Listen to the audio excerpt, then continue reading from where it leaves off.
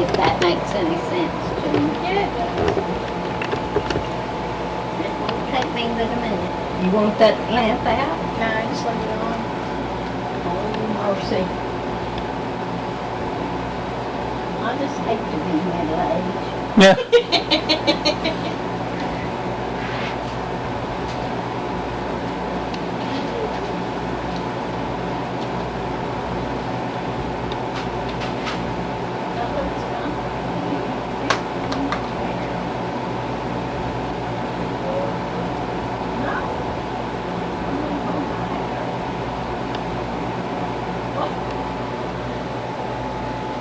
Cut. Cut. Cut.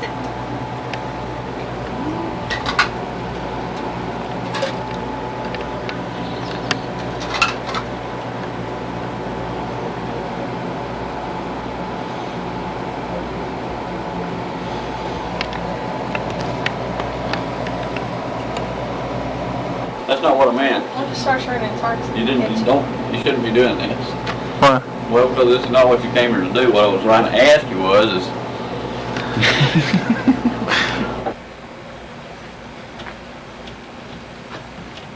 Say when.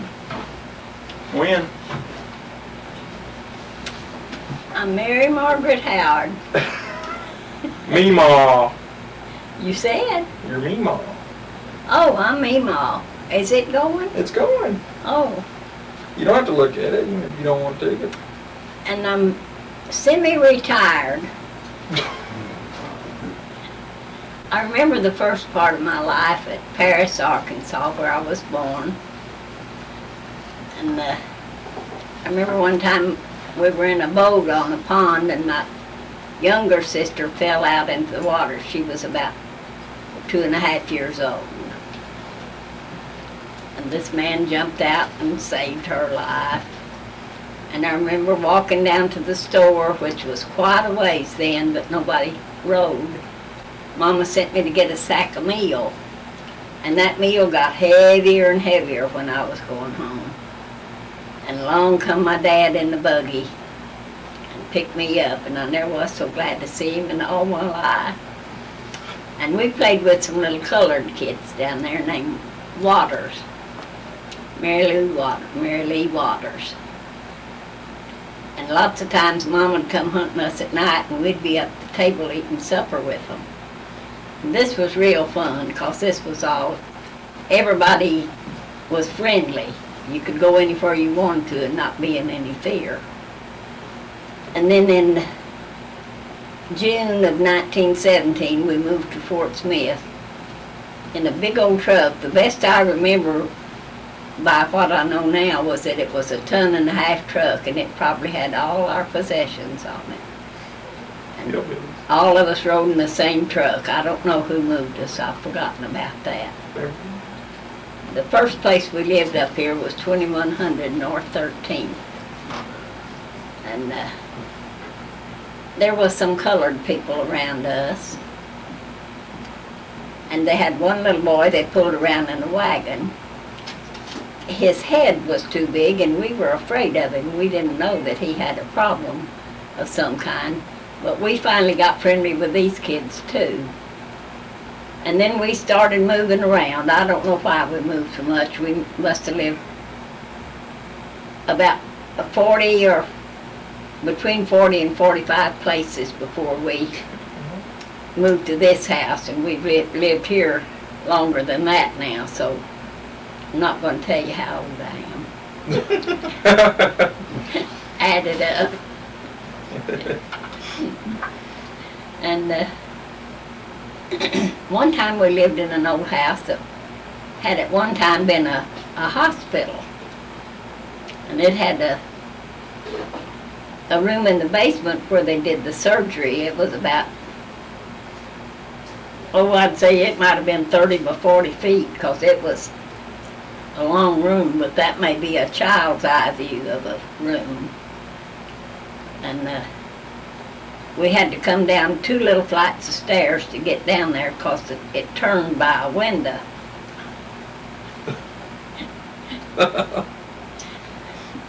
And one day my younger sister was coming down those steps and a piece of plaster fell on her.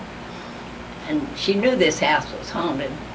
So she began to run and holler, "Oh, the ghost has got me, the ghost has got me." And we all like to died when we found out what had really happened. And then my sister, older sister, had her 17th birthday. We had an old Victrola that you had to crank up. And it would run down, and we'd run over there and roll it up. But she asked us to put a little meal on the floor because that made the floor slick for dancing. Hey, what was your older and younger sister's names? You're not giving names. Oh, my younger sister was named Enid, and my older sister was named Thelma.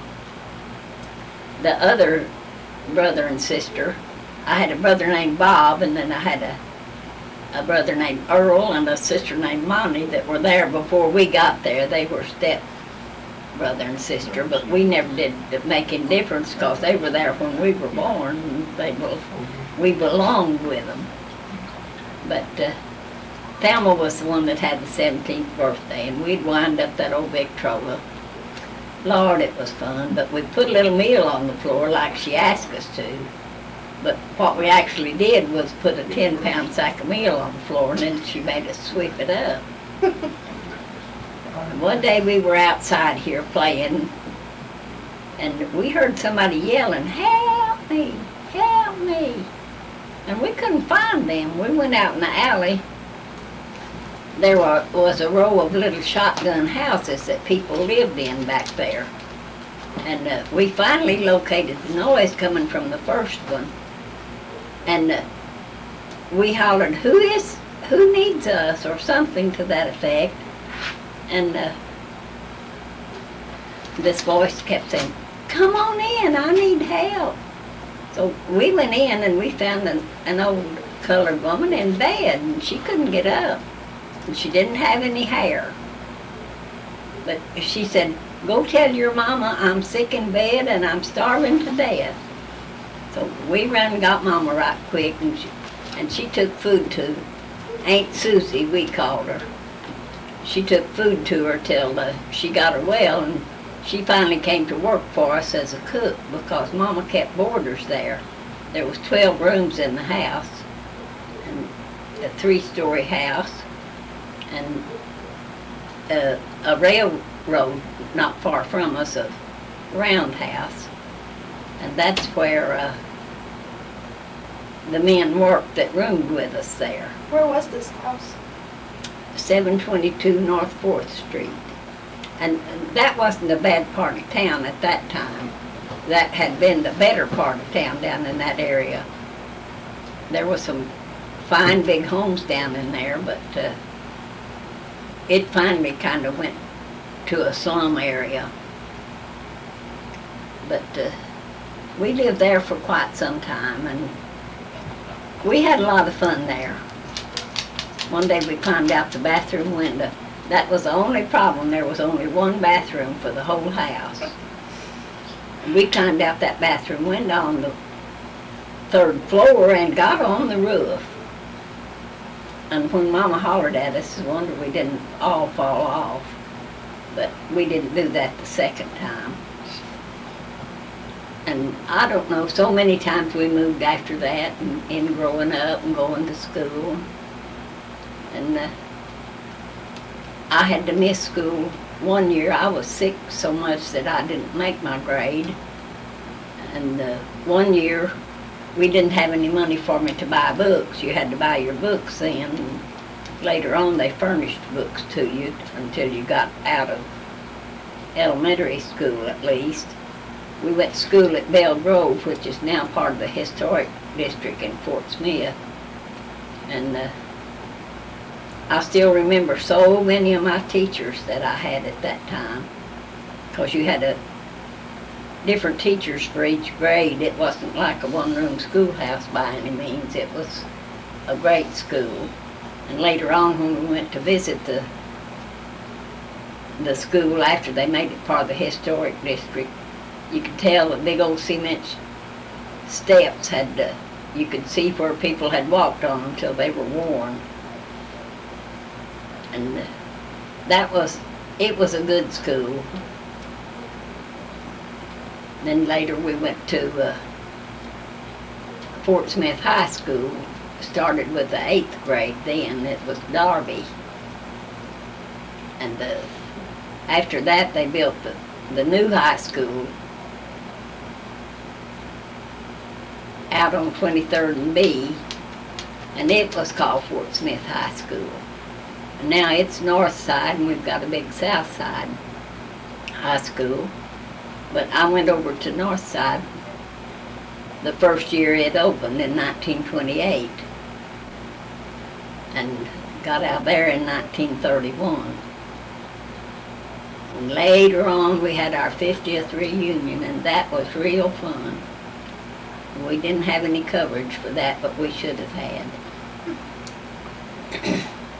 And then growing up, I can't think of so many things that we did. We went to the old Bob Wills dances downtown at the Winter Garden, and he was the best well-known Western band in this area. Well, actually, he got famous all over for his records, and I've still got a couple of the originals that we had from him. I love to dance. I had to dance. I just couldn't do anything but dance. It was there. And sometimes we'd have a burnout dance, which meant that the orchestra didn't stop from 9 to 12. You just danced as much as you wanted to. And my brother-in-law, Edgar Meeks, had a band. He was married to my sister Enid, and called it Edgar Meeks and the Vagabonds. And it was a pretty good band. He was the drummer. We had Jimmy Grace's band, which was one of our better bands, and we had Paul Lewis was the one I liked. He played the good old songs that everybody loved. And you could just dance anywhere. One night we were dancing at the Glass Hat, and this big, tall man, they kept talking about the Charleston, and that man come over and asked me to dance, and everybody cleared the floor. We danced the Charleston. And that was a riot. Did you win the contest then? That was... Yes, I did win some contests, but I don't. It was just a fun thing. It was just a dance. I danced with it right on up to swing and jitterbug. Swing I like the best, I think. I like to waltz if you had a good partner. One night I had a partner that reached his arm around and kind of covered my head up. He said, "This is a waltz." He was so tall he couldn't see. I couldn't see the way he was holding my head. But enough of that dancing. And, later on, I got married to John Henson. I had Marjorie Henson, and John Robert Henson. I lost John Robert just before he was 2 years old to diphtheria. And then I remarried to Everett Howard. He died in 1955. I had 3 children with him: Nancy Irene, Thomas Everett, and Eddie Ray, in that order. And I do want to say that I've got the most wonderful family in the world. They've got children now, and they've got grandchildren. And everybody, I just have a family that I'm proud of. That they're all so good to me. I can't tell you what pride I have to know that I've raised a family this good.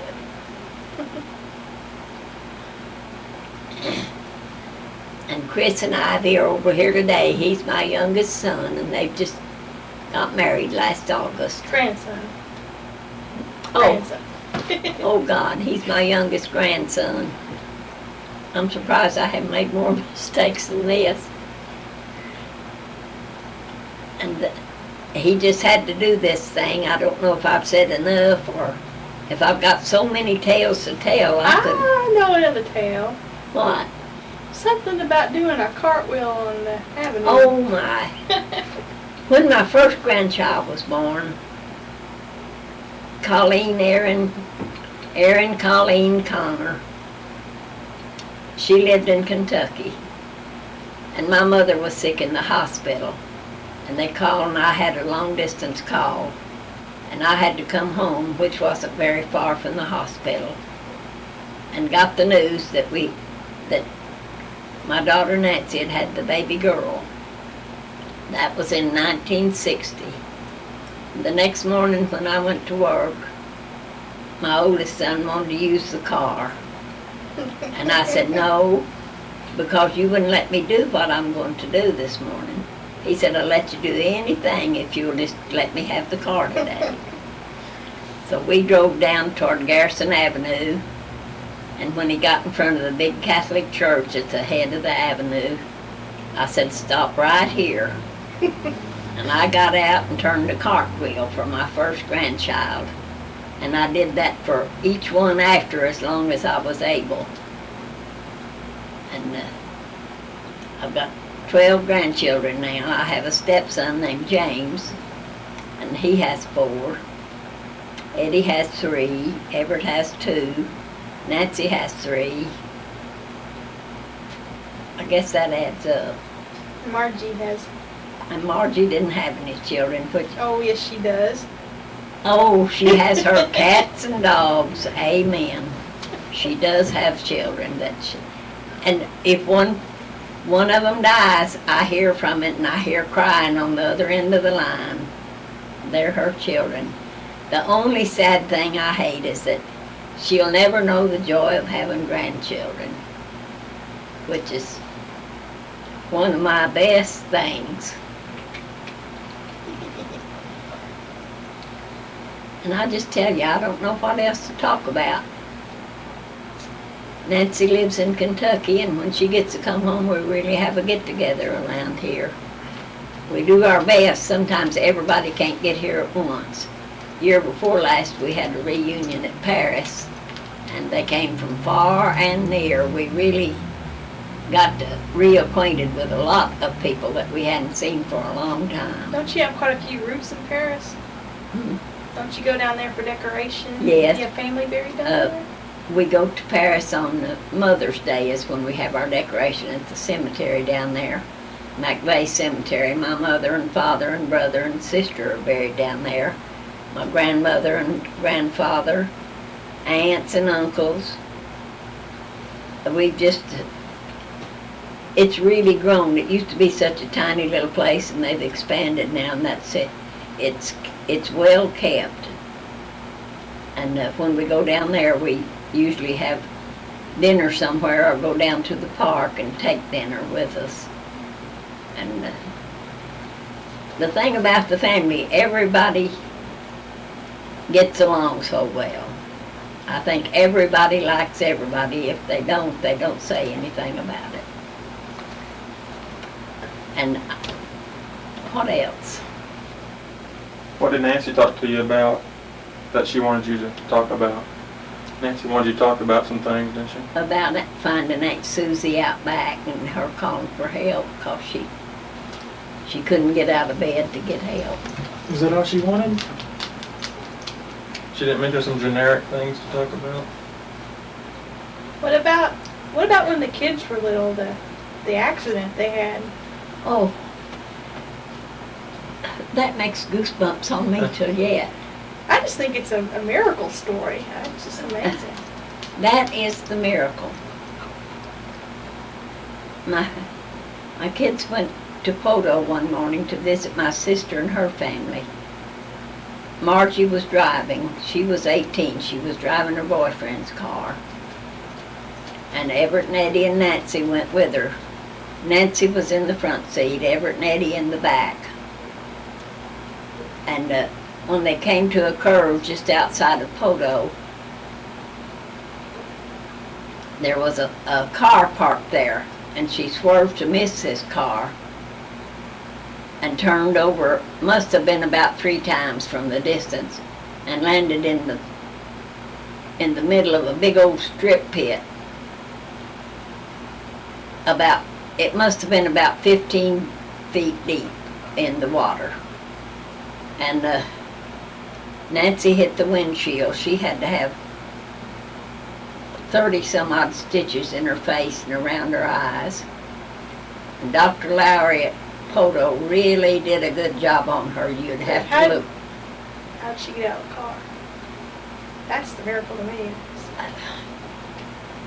I think Nancy went out the window because you can't open your doors. And Everett and Eddie in the back seat, Eddie came up and he went out the window. And Margie, they all came out the front window on Nancy's side, evidently. And they had to swim. Margie couldn't swim. She dog paddled. The other kids could all swim well. They got over to the bank, and then it was about 15 feet up to climb on a wet bank that was almost straight up and down, and they couldn't climb it, so they started yelling. And somebody stopped and asked the old man parked in the car. He was parked in that car. Asked him what that was. He said, oh, it's them people up in the mountains, and he saw that car turn over and go in that water. But he didn't tell. A bread man, a man driving a bread truck, went on into Poto and reported this, but in the meantime, a man that drove an ice truck came by, and he got out, and boy, he went down there, and but before that, they said, Everett's still in the car, don't let Everett die, don't let him die.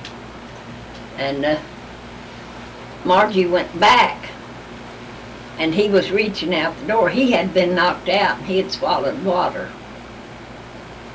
And she pulled him out, and then this man came. Tom King was his name.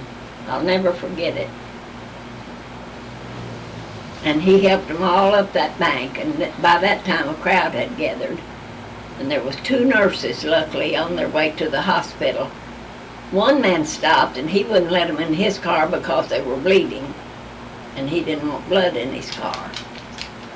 But the 2 nurses stopped. One of them was named Dixie somebody. That's all I remember. And they loaded him in the car and rode for the hospital.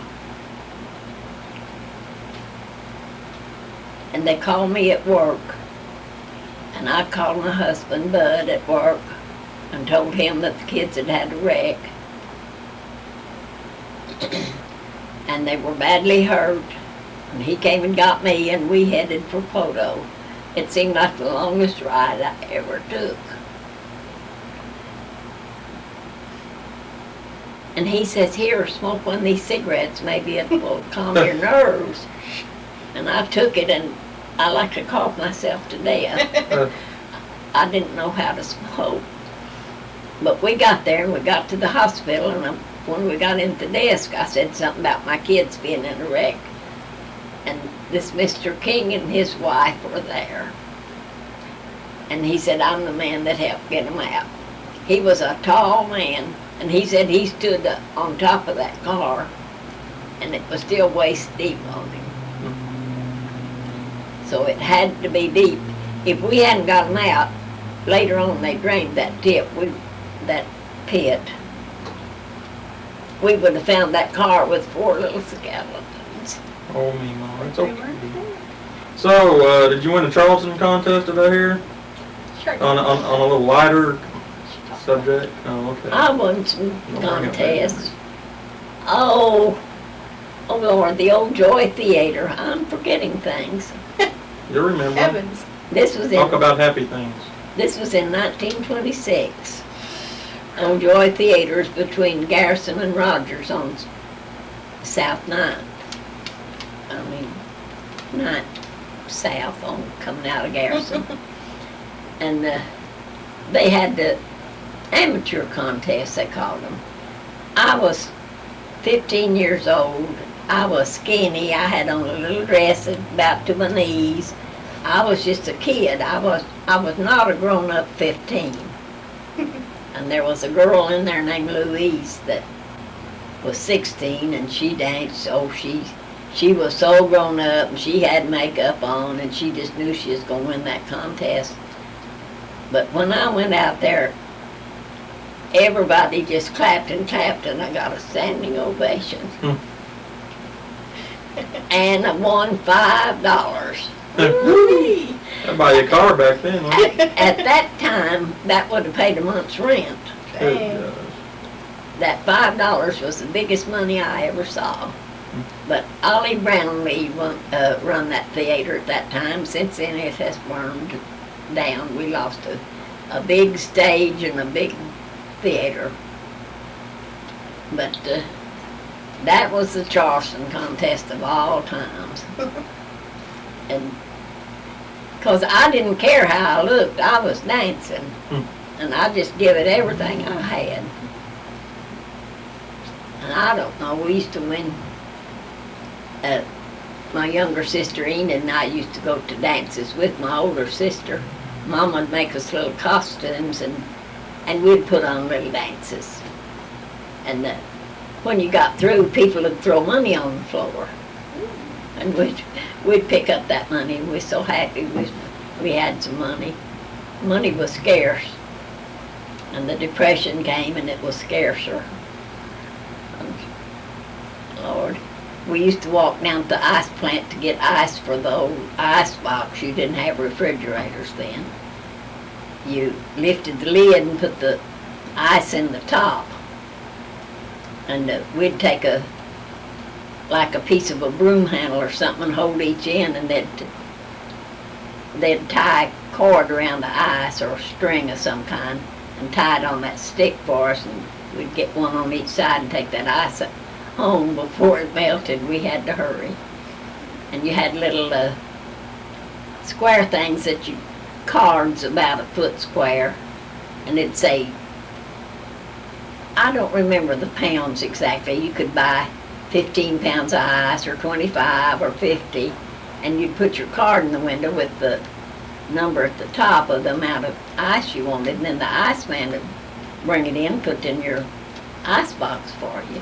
Of course, it didn't keep everything real good, but it was better than nothing. And, we had things that you couldn't believe. We had people that, I guess they were street people, like Crazy Grant, we called him. We shouldn't have, but everybody did.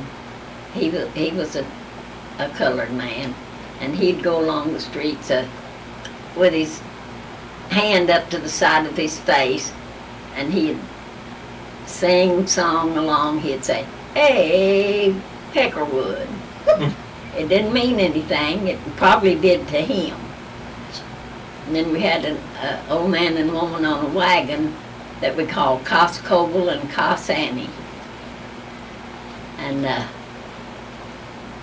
they went around and picked up junk and stuff.